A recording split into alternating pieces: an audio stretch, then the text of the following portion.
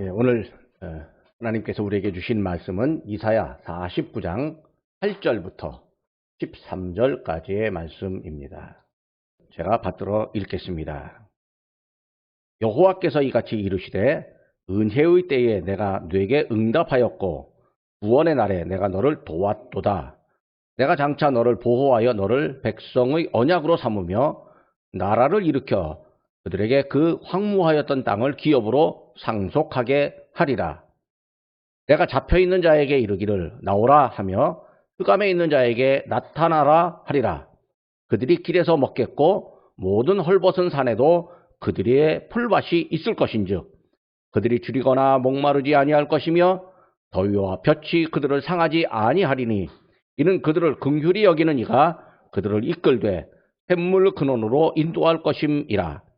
내가 나의 모든 산을 길로 삼고 나의 대로를 도드리니 어떤 사람은 먼 곳에서 어떤 사람은 북쪽과 서쪽에서 어떤 사람은 시님 땅에서 오리라.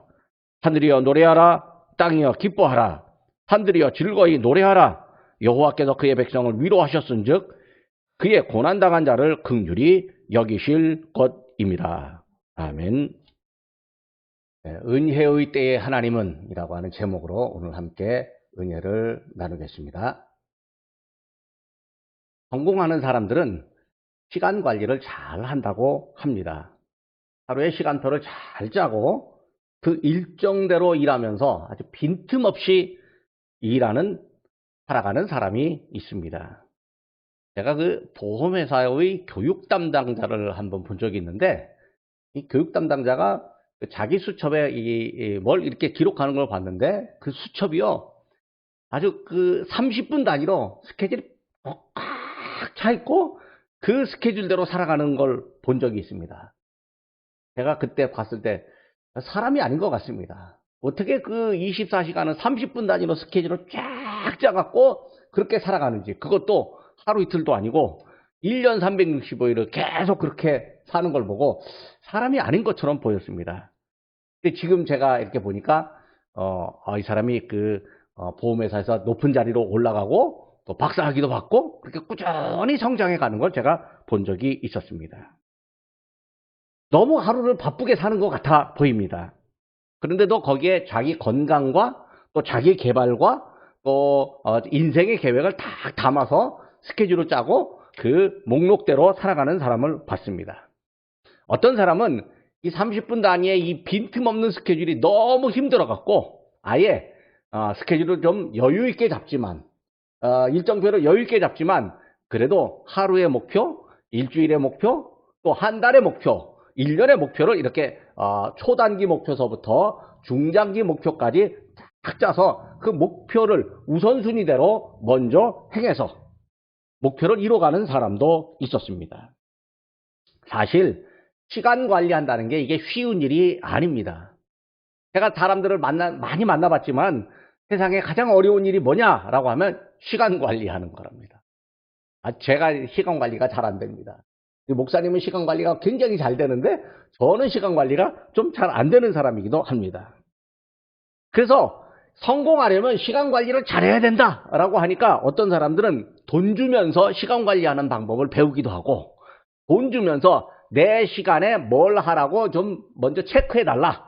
그래서 돈 받고 전화해주고 돈 받고 그 다음에 문자해주고 그렇게 해주는 사람들도 있습니다. 그러니까 시간 관리를 해주는 데 있어서도 사실은 이제 하나의 산업이 일어나게 된 거죠.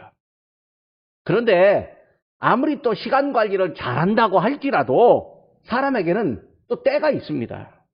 본인이 선택하지 않아도 내가 관리하지 않아도 어쩔 수 없이 해야 할 때, 어쩔 수 없이 만나야 할 때가 또 있습니다. 전도서 3장에 보면 범사에 기한이 있고 천하만사에 다 때가 있다 이렇게 말을 합니다. 전도서 3장 2절부터 8절까지 뭐 때에 관한 이야기들이 쭉 있는데 2절을 먼저 보면 날 때가 있고 죽을 때가 있고 심을 때가 있고 심은 것을 뽑을 때가 있다 이렇게 이야기합니다. 8절에는 사랑할 때가 있고 미워할 때가 있으며 전쟁할 때가 있고 평화할 때가 있느니라. 그러니까 나 스스로 선택하지 않아도 우리의 인생에는 그냥 만나야 하는 때가 있다는 거죠. 11절에는 또 이렇게 말씀하십니다. 하나님이 모든 것을 지으시되 때를 따라 아름답게 하셨고 또 사람들에게는 영원을 사모하는 마음을 주셨느니라.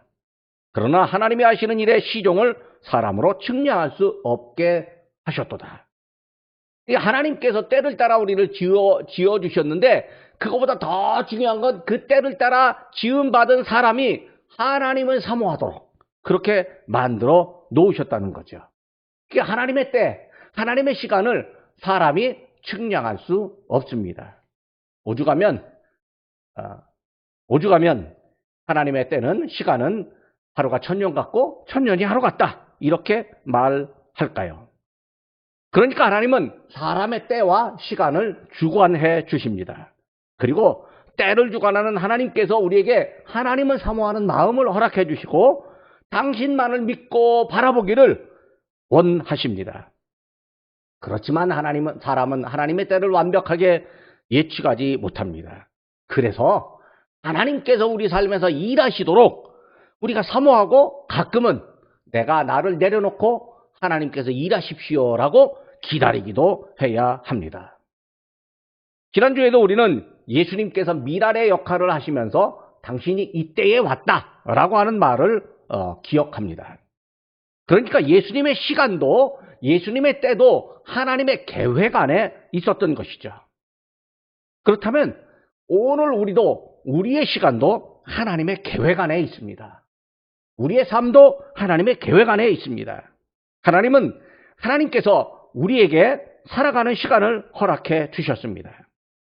하나님이 허락하신 시간이라면 우리는 그 시간을 은혜의 시간이라고 생각해야 합니다. 사실 우리는 어떤 특별한 일, 좋은 일이 생기고 행복한 일이 생기고 또 기념할 만한 일이 생기면 하나님께서 내게 은혜 주셨다라고 그렇게 고백을 합니다. 그때를 은혜의 때로 여기기가 쉽습니다. 하지만 하나님께서 우리에게 허락하신 모든 시간이 비록 힘들고 어려움의 시간이라 할지라도 그 시간 역시 은혜의 시간입니다. 사도 바울이 이렇게 말합니다. 고린도후서 6장 2절의 말씀입니다. 내가 은혜 베풀 때에 너에게 듣고 구원의 날에 너를 도왔다 하셨으니 보라 지금은 은혜 받을 만한 때요 보라 지금은 구원의 날이로다. 바울이 지금은 은혜 받을 만한 때, 지금은 구원의 날, 지금 이 시간을 말하고 있습니다. 그런데 자기가 바울이 말하는 이 강조의 뒷받침이 되는 근거로 뭘 말하냐면 오늘 성경 본문 이사야 49장 8절 말씀을 이야기해주고 있습니다. 하나님이 이사야 선지자를 통해서 은혜의 때를 말씀하십니다. 사실 우리의 시간, 우리의 살아가는 게 모두 다 은혜의 때입니다. 그렇지만 우리에게는 은혜를 확인하고 기억할 만한 특별하고 구체적인 일들이 나타나면 정말로 은혜의 때가 우리에게 찾아왔다 이렇게 믿게 됩니다. 하나님께서 은혜의 때를 허락하시고 은혜를 확인하는 복을 주십니다. 그러니까 은혜의 때가 우리의 모든 시간이 다 은혜의 때인데도 불구하고 은혜를 확인하는 복도 하나님은 허락해 주십니다. 그러니까 지금 오늘 살아가는 이 시간이 하나님께서 주신 은혜의 시간이라고 하는 것을 확인시켜주는 구체적인 사건들도 나타나게 됩니다. 은혜의 때에 하나님은 우리에게 허락하시는 구체적인 축복이 있습니다. 그것이 무엇일까요? 첫 번째로 은혜의 때에 하나님은 당신의 백성들을 상속자로 삼아 주십니다. 본문 8절에 보면 은혜의 때와 연결하여 구원의 날이 등장합니다. 즉 은혜의 때는 구원의 날, 하나님께서 우리를 구원하시는 날입니다. 구원이 뭘까요? 구원이 이게 말하기가 쉬운 말이 아닙니다. 특별하게 정의하기가 쉽지 않습니다. 많이 말할 수도 있습니다. 구원이라고 하는 건 내가 살았다는 소식입니다. 내가 살아났다라고 하는 의미입니다. 물속에 빠져서 죽어가는 사람이 있는데 누군가 손잡아 주어서 살게 되었다면 그거 구원입니다. 그러니까 구원은 살게 되는 일입니다. 그렇다면 내가 또 살았다라고 하는 건 뭘까요? 내 정신이 멀쩡하고 또 밥도 잘 먹고 직장 생활하며 가족과 함께 살며 때로는 여행도 하고 멋있는 것도 구경하고 좋은 경치 구경하며 만족감을 느끼는 것이 내가 살아있는 걸까요? 물론 그것도 살아있는 의미가 됩니다. 숨을 쉬면서 감정을 갖고 있으니까 내가 살아있는 것 같은 그런 느낌을 갖고 있습니다. 그렇다면 내가 그렇게 살아있을 때, 살아있다라고 하는 이 느낌을 받을 때 하나님은 뭘 하실까요? 그때 하나님과 나는 어떤 관계를 갖고 있을까요?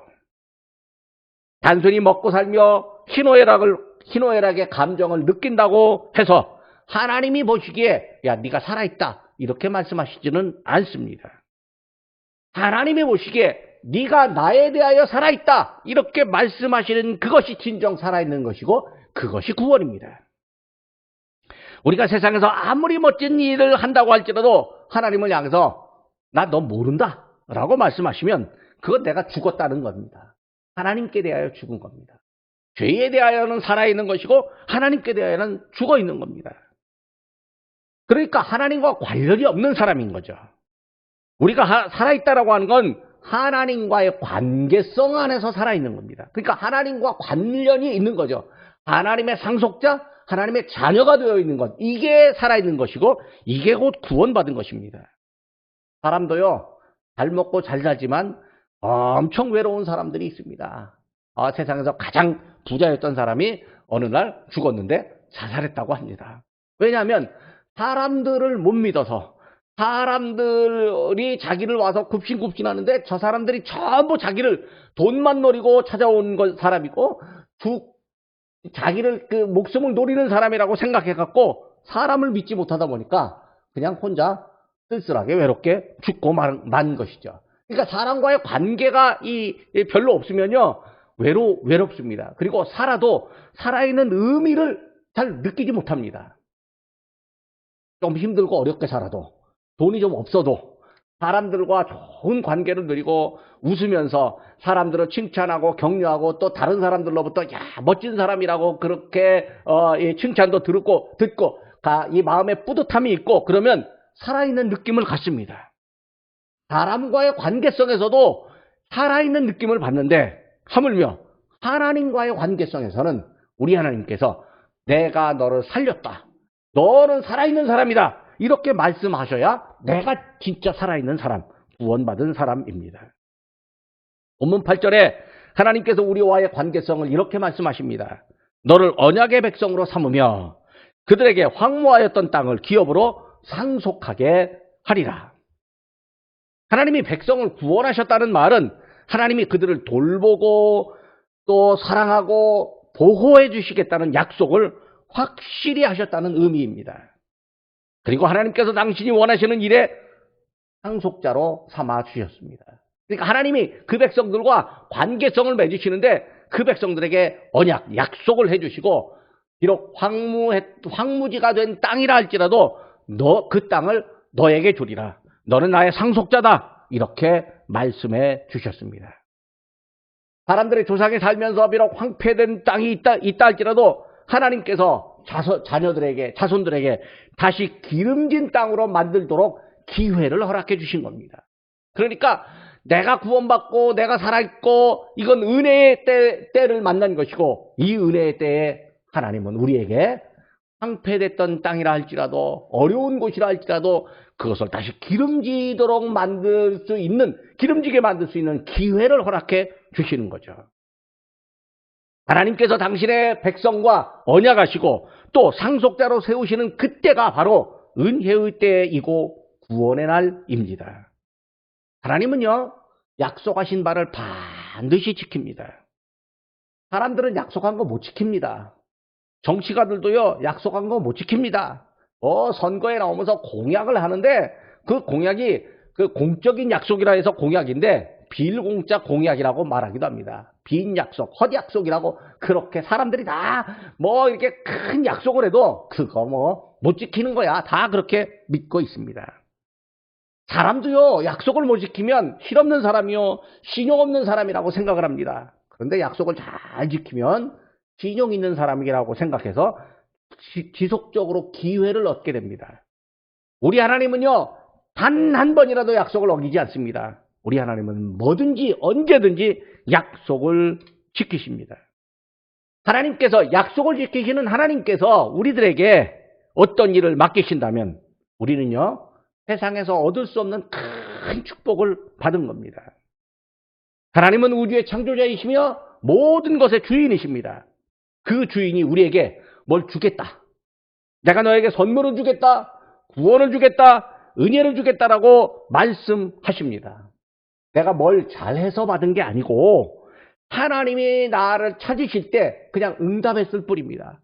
하나님이 나를 찾아오셨을 때 예, 제가 여기 있습니다. 저를 받으십시오 라고 응답했을 뿐입니다. 하나님이 우리를 찾아오심도 은혜이고 또 응답하게 하심도 은혜입니다. 응답한 우리에게 무엇을 주시는 것도 은혜입니다. 주신 바를 감사하고 하나님께서 기뻐하시라고 수고하게 됨도 은혜입니다. 우리가 하나님의 상속자가 되었으니 큰 은혜입니다. 하나님은 은혜의 때에 우리를 하나님의 상속자로 삼아 주십니다. 두 번째로 은혜의 때에 하나님은 우리에게 고통과 어려움을 극복하도록 도와주십니다. 앞에서 제가 구원이 뭐냐라고 질문한 적이 있습니다. 구원이 뭘까요? 힘들고 어려운 일에서 해방되는 일일까요? 그럴 수 있습니다. 사업에 실패해서 쫄딱 망했는데 다시 일어서는 기회가 생겼고 누군가 도와주어서 기회를 잘 잡고 다시 일어서게 됐다면 그것도 구원의 한 모습이라고 볼 수 있습니다. 살아갈 희망과 용기를 잃고 좌절해서 한숨 쉬고 있을 때 누군가 내게 손을 내밀어 준다면 그야말로 그 손은 구원의 손길입니다. 실패의 쓰라림을 겪고 먹을 것도 없고 먹을 힘조차도 없는 그런 사람에게 고소한 냄새를 풍기는 아주 맛있는 음식을 떠먹여준다면 그것도 역시 구원처럼 보입니다. 오늘 이사야 이 예언자가 사는 시대에 백성들이 하나님으로부터 징계를 받았습니다. 하나님의 상속자였던 사람들이 하나님과의 언약을 까맣게 잊어버리고 있었습니다. 그 결과 이웃의 강한 나라들이 이 나라를 침략했습니다. 그리고 침략을 받은 전쟁이 일어나니까 땅이 황폐화되었습니다. 본인들은 원하지 않았는데 이웃의 강대국들이 야, 그 땅 내 거야 라고 쳐들어옵니다. 그리고 더 먼 기름진 땅으로 가려면 거기 통과해야 되겠어. 내놔 라고 침략 전쟁을 펼칩니다. 전쟁 때문에 산은 헐벗었고 풀밭이 말랐습니다. 전쟁 때가 되면요 이상하게 기후도 좋지 않습니다. 뭐 폭탄을 여기저기 터뜨리고 뭐 이 땅에서 안 좋은 그 화약이 올라가니까 기후도 좋을 리가 없습니다. 농사도 잘 안 됩니다. 전쟁 때는요 양식조차도 도달하기 어렵습니다. 먹을 힘은 있는데 먹을 것을 찾기가 어렵습니다. 전쟁의 때에는요 삶의 터전들이 파괴됩니다. 목숨을 잃습니다. 전쟁 때에는 죽거나 포로가 된 사람들이 너무 많이 있습니다. 전쟁의 기간은요 역사적으로 어둠의 기간입니다. 흑암의 시간이라고 말할 수 있습니다. 아무리 생각해도 그때는 은혜의 때가 아닌 것 같습니다. 하지만 전쟁은 평화를 간절히 바라는 때이고 하나님의 구원이 필요한 때이고 구원의 날을 기다리는 때입니다. 러시아가 우크라이나를 침략해서 이 전쟁이 지금 상당히 오래가고 있습니다. 사람들이 야 평화가 필요하다. 아 전쟁이 일어나니까요 갑자기 뭐 경제 제재가 일어나고 경제가 혼란이 되고 뭐 물가가 엄청나게 오르고 있습니다. 우리나라도 물가가 오르고 영국은요 물가가 갑자기 너무 많이 올라서 서민들이 나와서 막 데모를 하는 이런 일도 생겨나고 있습니다. 전쟁이 일어나기 때문에 사람들이 소망이 없어집니다. 살아갈 희망도 없어집니다.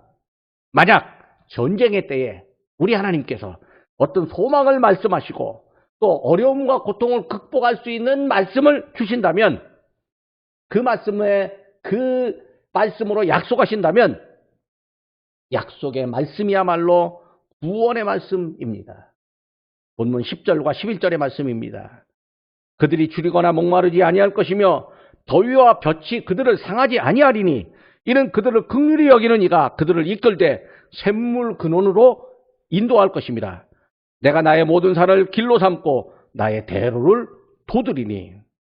이 말씀을 보면요, 전쟁이 종식되고 평화의 시대가 찾아오는 것 같습니다. 그동안의 어려움을 극복하고 회복하는 기회, 시간이 생기는 것 같습니다. 전쟁은 은혜의 때가 아닌 것 같지만 그 구원을 사모하는 은혜의 때로 작용할 수 있습니다. 그러니까 내 생각에는 은혜의 때가 아니지만 조금 바꿔서 생각하면 하나님의 은혜를 경험할 때다 라고 생각하게 됩니다.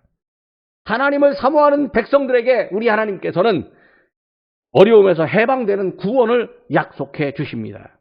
구원을 약속받은 그때가 곧 은혜의 때입니다. 사람에게는 은혜가 없는 것처럼 보일지라도 하나님께서 은혜를 주시는 때입니다. 하나님의 은혜를 풍성하게 받은 사람들에게 은혜는 2배, 3배로 계속 커져갑니다. 먼 곳에 사는 사람들이 은혜 받은 사람들을 보려고 찾아옵니다. 12절의 말씀입니다. 어떤 사람은 먼 곳에서, 어떤 사람은 북쪽과 서쪽에서, 어떤 사람은 시님 땅에서 오리라. 이게요, 평화의 땅으로 사람들이 찾아갑니다.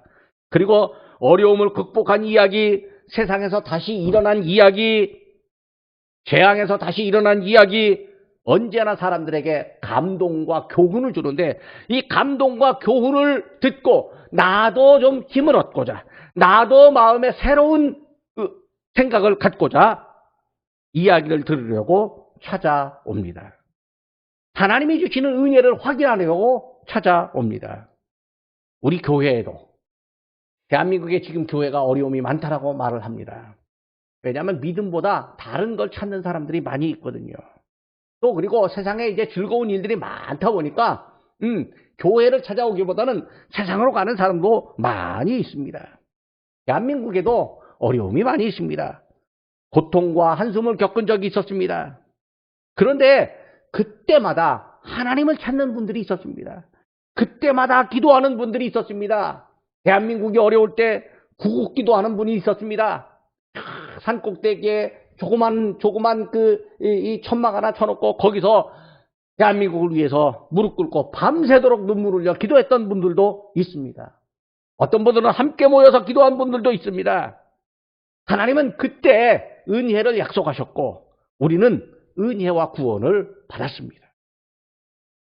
그 결과 우리가 은혜와 구원을 경험했습니다.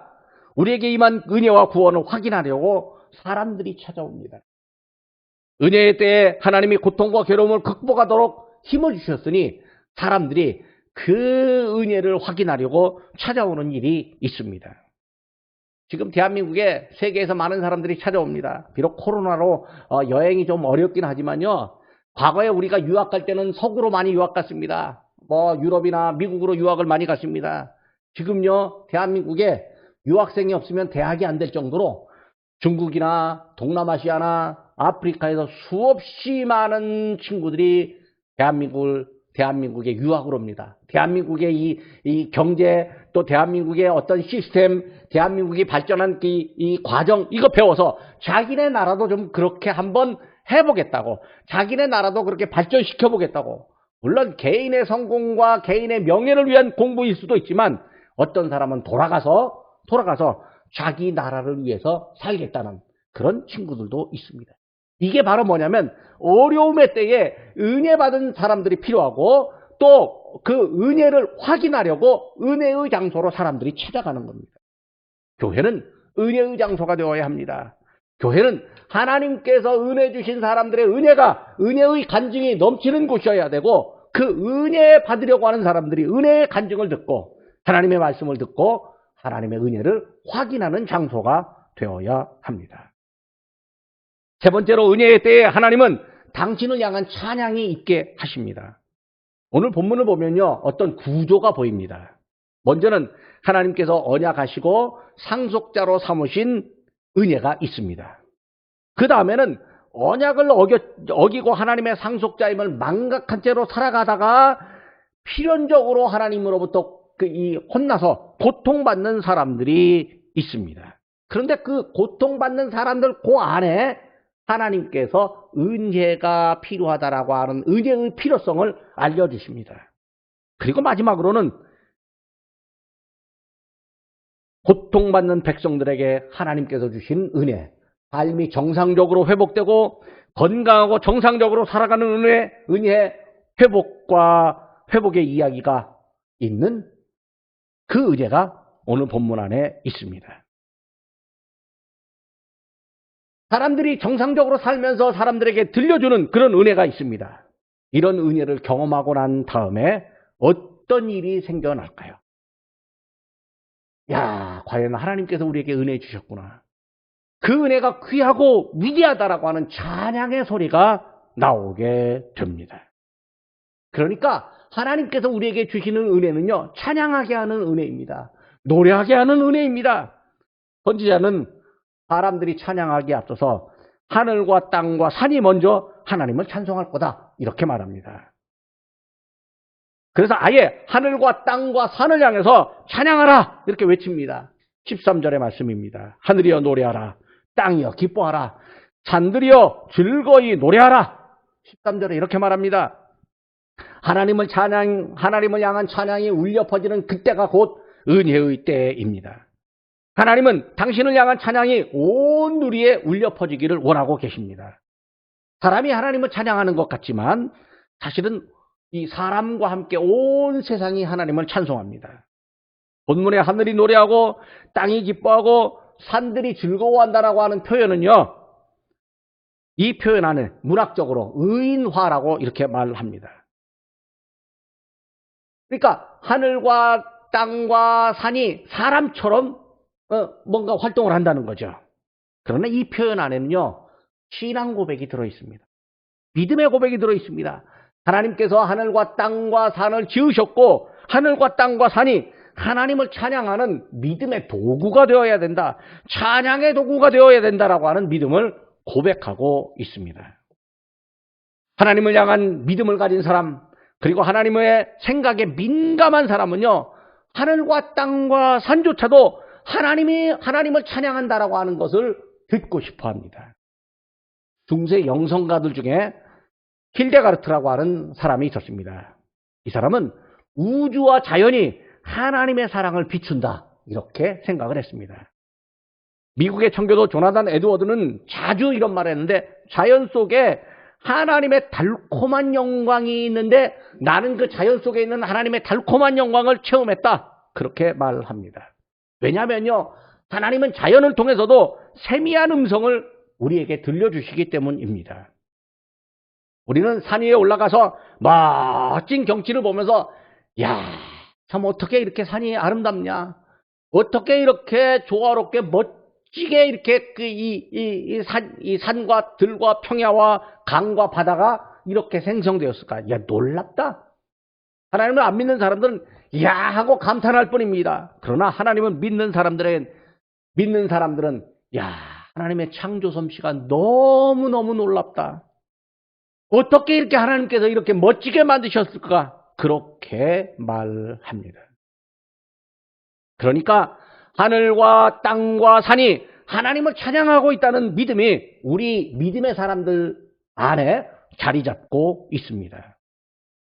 이사야 선지자는 찬양의 이유를 하나님께서 당신의 백성을 위로하고 고난받는 사람을 불쌍히 여기시기 때문이다, 이렇게 말합니다. 하나님이 사람을 사랑하시는데 사람을 위로하시고 특히 힘들고 어렵고 괴로워하는 사람들에게 긍휼을 베푸십니다. 하나님의 이 사랑을 알고 있는 선지자가 자연을 향해서 하나님을 찬양하라, 이렇게 외칩니다.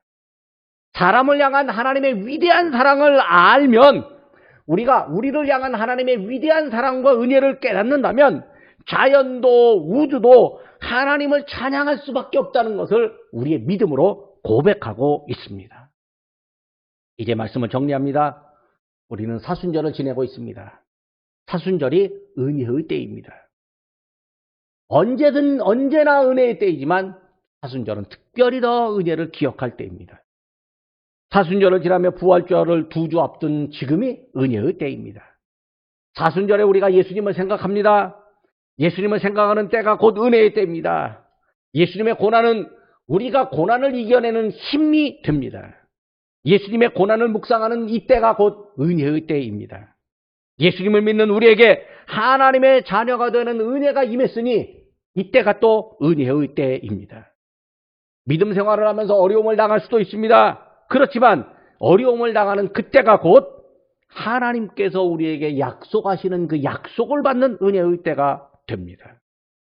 하나님이 위로의 은혜 또 회복의 은혜를 주시는데 그 위로와 회복을 받는 그때가 은혜의 때입니다. 회복의 때에 우리는 하나님을 찬양합니다. 하나님을 찬양하는 이때가 은혜의 때입니다. 바울이 말하는 것처럼 지금이 은혜의 때, 은혜 받을 만한 때입니다. 은혜의 때에 하나님께서 우리를 위해서 일하시고 또 우리와 함께 해 주십니다. 기도하겠습니다.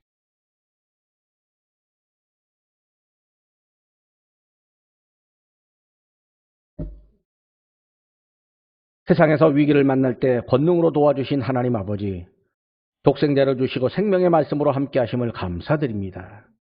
이 시간 말씀을 받은 영혼들에게 복을 내려주셔서 말씀이 언제나 우리를 주장하여 세상에 나가서도 그대로 주님의 은혜를 받고 믿지 않는 사람들에게 저희들을 통해서 예수님의 향기를 보여주며 알게 해주며 교회를 찾아 나올 수 있도록 역사하여 주시옵소서. 하나님께서 주신 소망이 있기에 감사하고 찬양하고 기도할 수 있는 저희가 되어야 하지만 세상 속에서 방황하고 망각하고 살아온 잘못을 용서하여 주옵소서. 하나님이 기뻐하시는 일에 땀을 흘리고 하나님께 영광 돌리기 위해 눈물을 흘리며 잃어버린 영혼을 구원하기 위해 노력하지 못한 잘못을 저희가 고백합니다. 저희 마음에 성령의 기름 부음을 허락하시어 중심으로부터 새로워지게 하시고 지식과 의지까지 변화되게 하여 주옵소서. 은혜 받은 저희에게 무엇보다도 기도의 열매가 풍성하게 하시고 잃어버린 영혼을 찾아서 구원하는 전도의 열매가 가득하기를 원합니다. 주께서 사랑하라 하셨으니 열심히 사랑하며 살게 해주시고 용서하라고 하셨으니 열심히 용서하며 살게 해주옵소서. 서로 배려하며 헤아리는 믿음으로 살아서 천국의 비밀도 알게 하여 주옵소서. 가정에서는 서로 섬기며 사랑하며 용서함으로 화목하게 하시고 교회에는 말씀으로 인한 믿음이 더욱 견고하게 해 주옵소서. 뜨거운 기도로 인해서 하늘의 소망이 빛나게 해주시고 서로 용납하고 허물을 덮어줌으로 사랑이 향기나게 해 주옵소서. 욕심이 잉태하면 죄를 낳는데 이 사실을 깨닫고 저희가 우리 하나님 주신 은혜에 만족하며 살아가도록 도와주시옵소서. 우리 교회가 하나 되어서 은혜를 전하며 은혜의 때에 은혜를 사람들에게 알게 하는 사명을 잘 감당하게 해 주시옵소서. 예수님 귀하신 이름으로 기도드립니다. 아멘.